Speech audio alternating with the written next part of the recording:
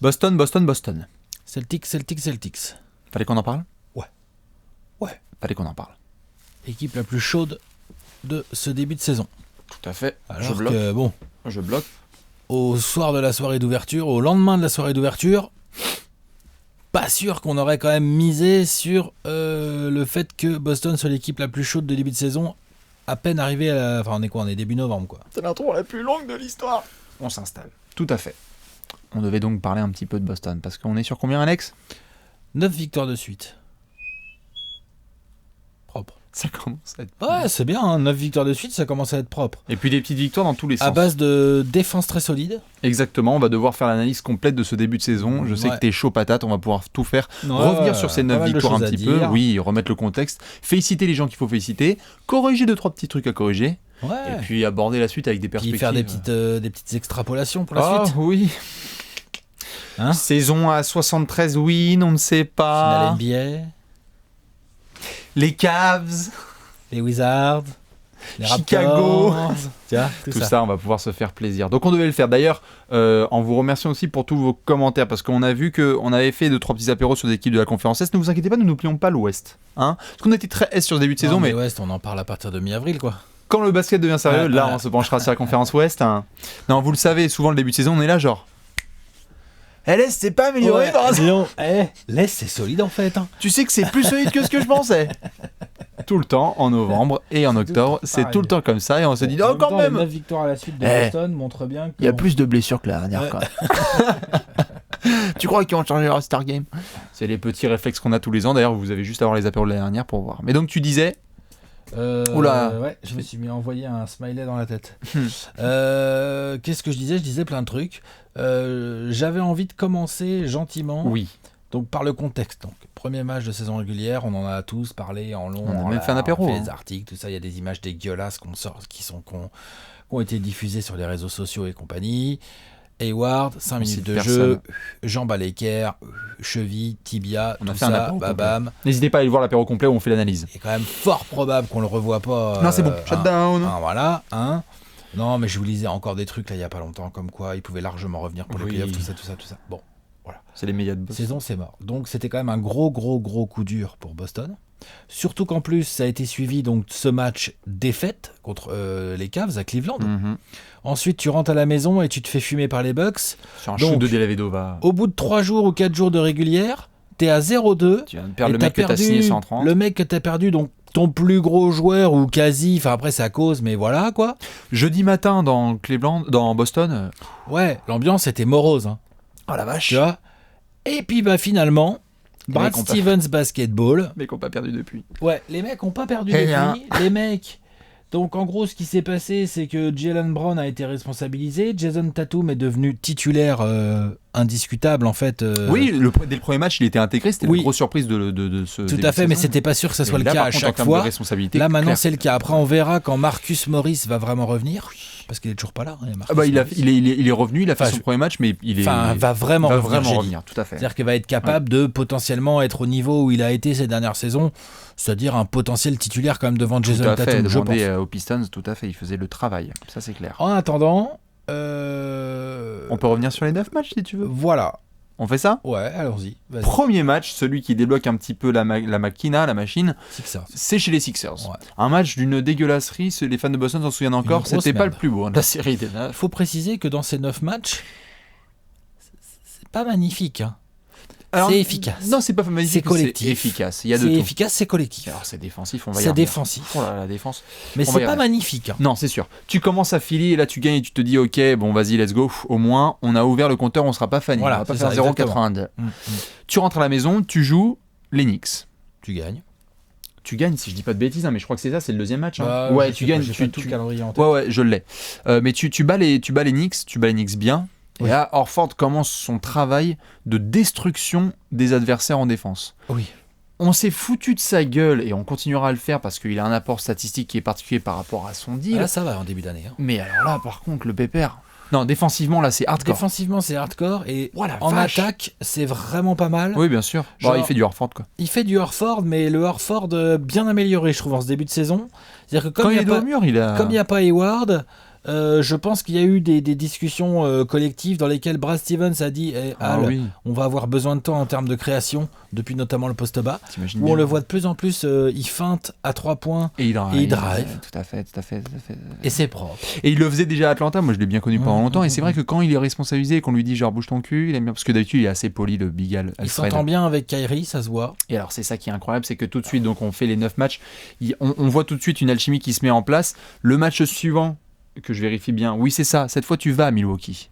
Tu gagnes Tu gagnes. proprement. Enfin, non, pas proprement. Alors, Proprement défensivement. Probablement défensivement, avec notamment le retour de Marcus Smart qui s'était un petit peu blessé Ouais. sur le magnifique parquet de la Mecca, ceux qui s'en souviennent Ouais. un peu, Ouais, Giannis ouais, qui a failli détruire Aaron Baines.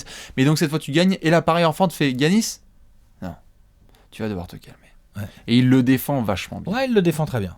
Et Kyrie met ses gros shoots en fin de match avec Marcus Ouais, Smart, etc. ouais, Donc ça fait ouais, plaisir. ouais. Et là tu te dis, bon ok, bilan équilibré, enfin bilan maintenant à 3-2, est-ce qu'ils vont pouvoir continuer? Ah ouais. Ouais, ils vont pouvoir continuer. Match suivant, on va à Miami, Kyrie Irving, la spéciale. Ouais. La spéciale Steph Curry, on fait la bise. Money time, l'autre il décoche une flèche. Là un peu à droite, tu sais. Ça, dans le Money Time, Kyrie Irving, on sait, hein, il est efficace. Ouais, voilà, mais là tellement bien le finish. Oui, tellement bien. Mais moi, j'aime bien Vas-y, le début de saison tout court de Kyrie Irving. J'aime assez bien. Claire, on a écrit d'ailleurs dessus. Hein. On peut pas parler d'un leadership fou. Par contre, il est parfaitement fondu dans le collectif. Il fait attention, on comprend qu'il a bien compris dans quel club il a débarqué. Il fait attention à bien plus lâcher sa balle que ce qu'il ne l'a fait. Genre là, il a plus lâché de Ils balle se quand... font. Il a plus lâché En de balle 6 qu'en 5 mois, ans à Cleveland. Hein. En 6 mois à Cleveland. Non, tout à en fait. 5 ans même. Ok. Là, il lâche plus de balles, c'est un truc de ouf. Non, mais vraiment. Au bon Je parle moment. pas que des passes Au d'ess. bon moment. Je parle des avant-dernières Au bon moment, bien sûr, passes, bien sûr. Vraiment. Il s'est ouvert vraiment à Brad Stevens et il a dit vas-y, tweak-moi un peu. Et puis il Genre, y a le vas-y, côté let's go. Brad Stevens basketball, quoi. Oui. Tu sens Kyrie Irving, quand il est un peu ouvert, si c'est Jason Tatum ou Jalen Brown qui est mieux ouvert, tu le serres. Il n'y a pas de genre je suis Kyrie Irving, je prends les shoots. Le decision making de Kyrie sur les 3 premières semaines de la NBA là, C'est très bien. c'est très très grave. Ouais. Il suffit de le voir d'ailleurs, on va y venir, hein, mais sur le dernier match là contre Atlanta, les mecs sont en back-to-back. On va y venir. Oui, on va y venir. On va y venir. Ensuite, tu enchaînes, tu as donc fait Miami, tu retournes à la maison, là tu joues San Antonio. San Antonio qui était en back-to-back, je trouve pas d'excuses aux Spurs, mais qui ont un peu fatigou. Et là, Kyrie fait un Qui ont putain pas de Kawhi, troisième là. quart-temps, qui ont pas Kawhi, putain de troisième quart-temps, et donc derrière tu les gères tranquillou. Tu joues Sacramento, donc en gros tu joues pas. Tu gagnes. Voilà. Pour Et voir. après, tu te déplaces. Et là, il y a une série de 3 déplacements qui sont intéressants parce que tu vas un petit peu à l'ouest et à l'est et tu démarres cette espèce de match qu'on a vu face au Thunder, qui est un match où tu sens qu'ils sont cette fois un peu fébriles. Oui. En première Ouais. mi-temps. Disons qu'ils ont, Je te prends le ils run, ont en quoi. phase 2 une équipe qui est pas dans une forme hallucinante, qui est Non, en dents de Mais scie. qui est déter. Par contre, qui propose à chaque match une intensité physique Mmh. de vénère. Et c'est clairement ce qui emmerde le plus, finalement, c'est Celtics. C'est ça. Parce que Kyrie, il a jamais trop aimé ça. Orford, c'est quand même pas non plus. Orford, les Steven Adams, c'est quand même pas sa cam, quoi. Tu Non, vois. il aime bien quand c'est soft. Hein. Tiens, voilà. Big Al. C'est relou, quoi. Non, c'est sûr.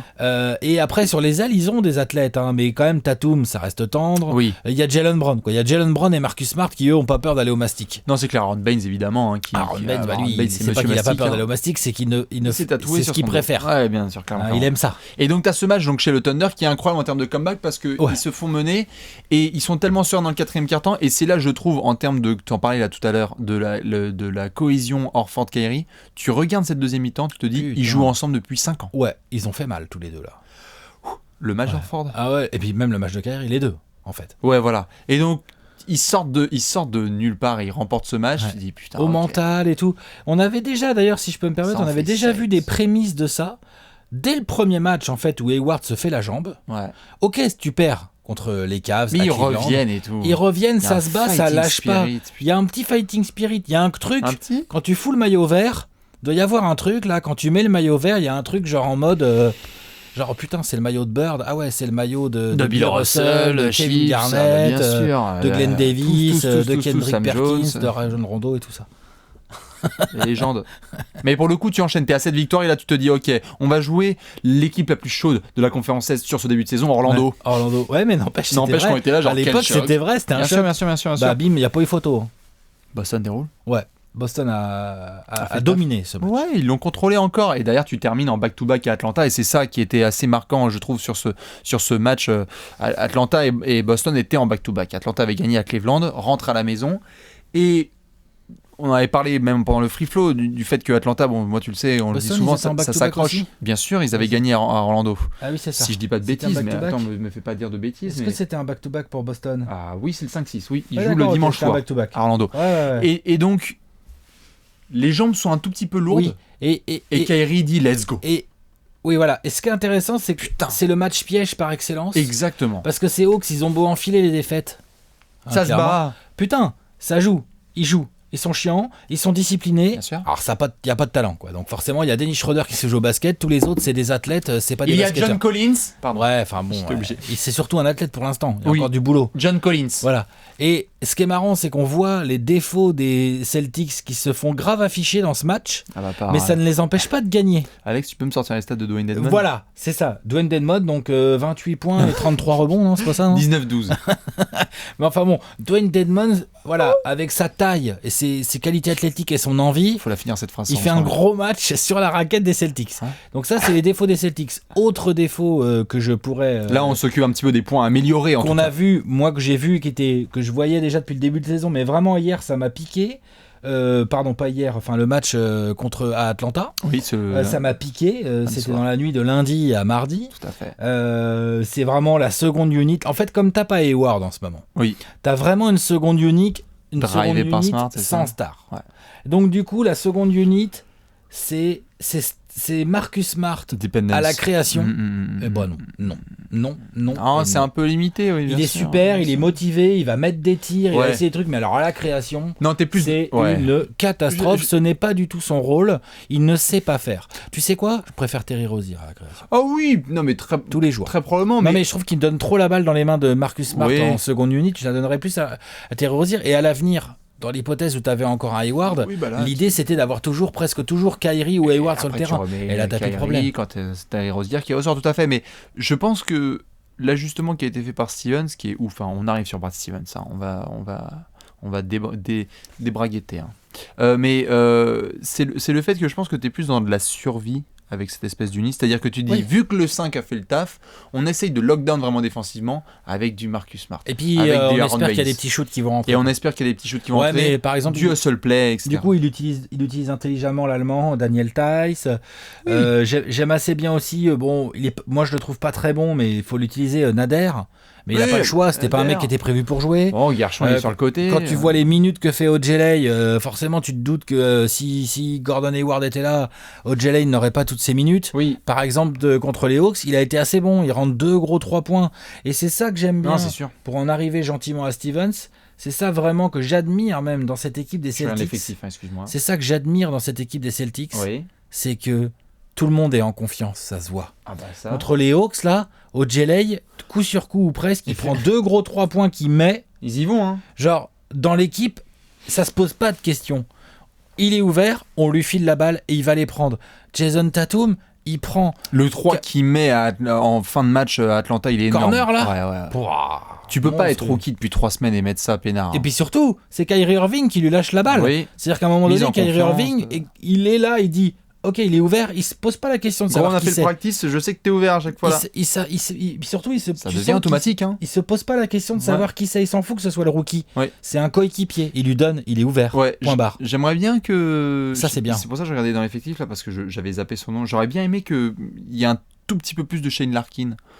Je le trouve pas bon, putain. Je trouve qu'il a pas le niveau. Rozier est meilleur.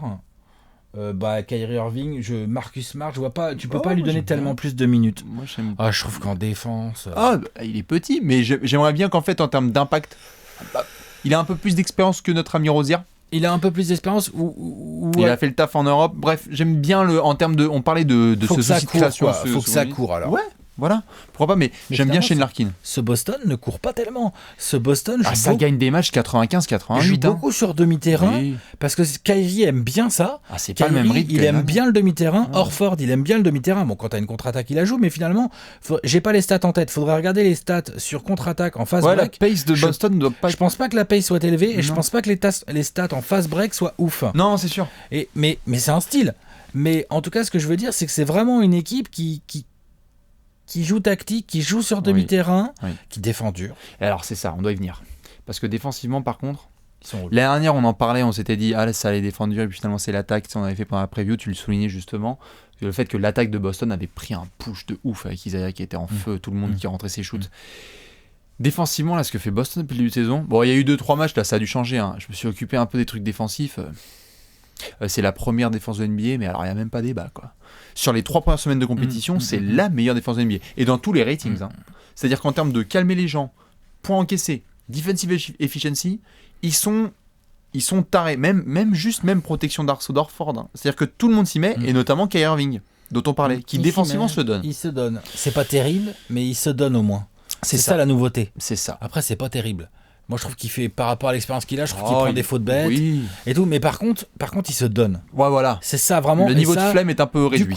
Du coup, vu qu'il se donne, il déséquilibre moins les rotations. Oui, et puis les autres doivent se donner aussi. Il déséquilibre moins les rotations. Tout est plus facile, en fait. Tout est plus simple. Et ça, notamment, ça vient d'un homme dont on doit parler tout de suite, c'est quand même Brad Stevens. Ouais. Bon, là... Tous les niveaux des deux côtés du terrain, c'est magnifique ce qu'il fait.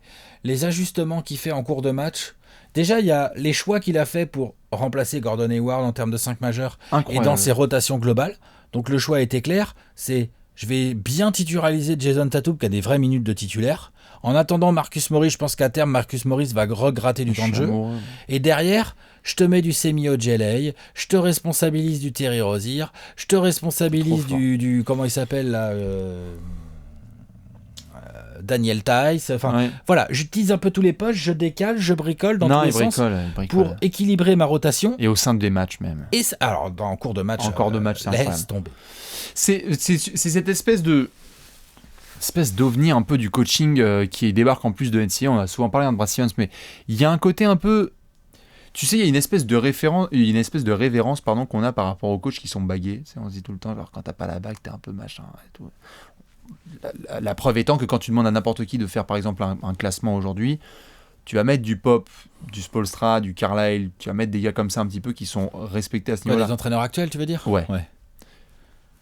Du Kerr. C'est limite si concevoir, moi je me suis fait la remarque à un moment quand on était en off, si Brad Stevens, c'est dans longtemps, je ne sais pas encore, mais si Brad Stevens termine une carrière sans bague, c'est un manque de logique complet. Oui, mais après, ça dépend de plein de choses, tout à fait. Mais on est d'accord que c'est un coach qui, en termes de coaching pur, d'ajustement, de stratégie, de ce qu'il est capable de faire d'année en année, c'est incroyable.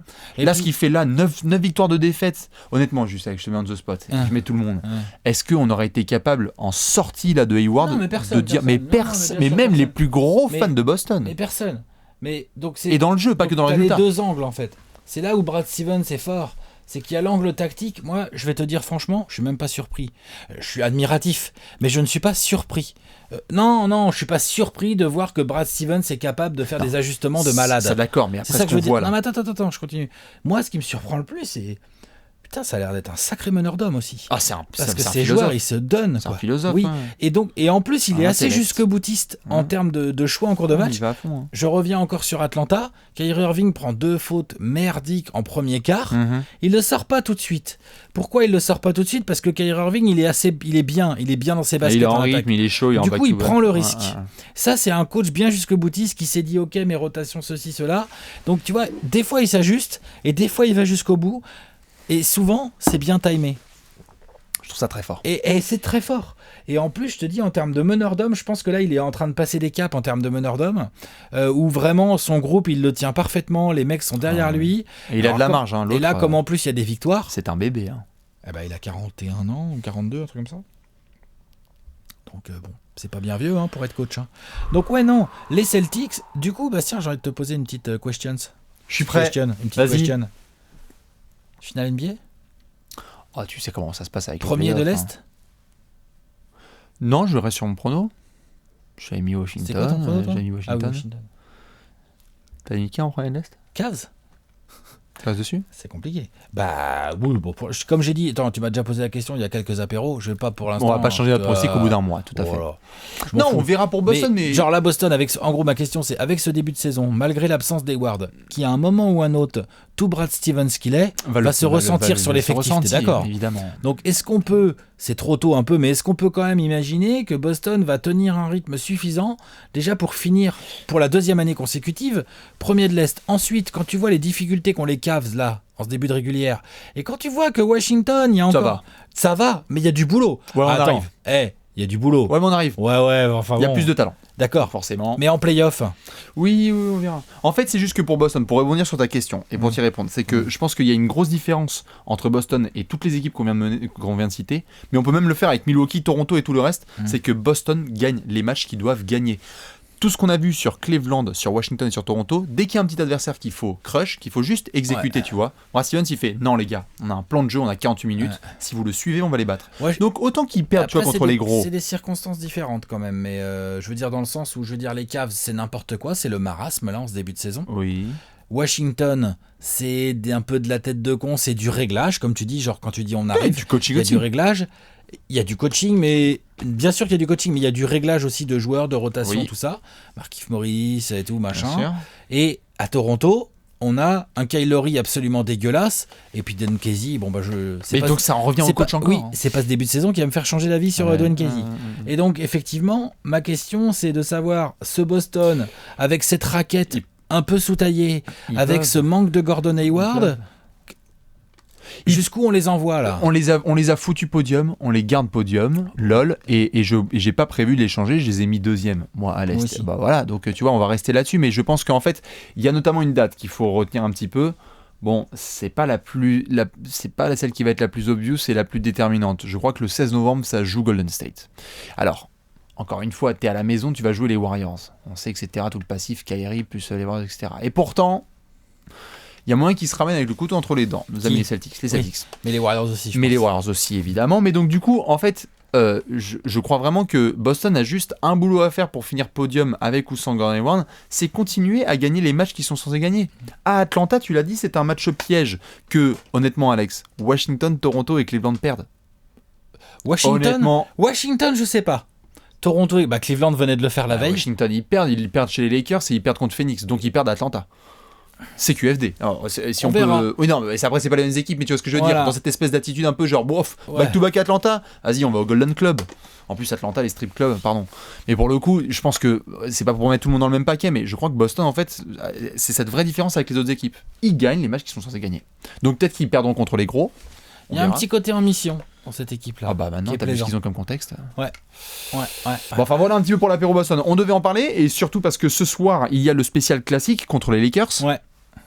Alors ce n'est plus un classique, hein, bien évidemment, mais peut-être qu'il y aura une surprise et que la série va se continuer. Tu penses que ça dépasse la 10 de victoires de suite?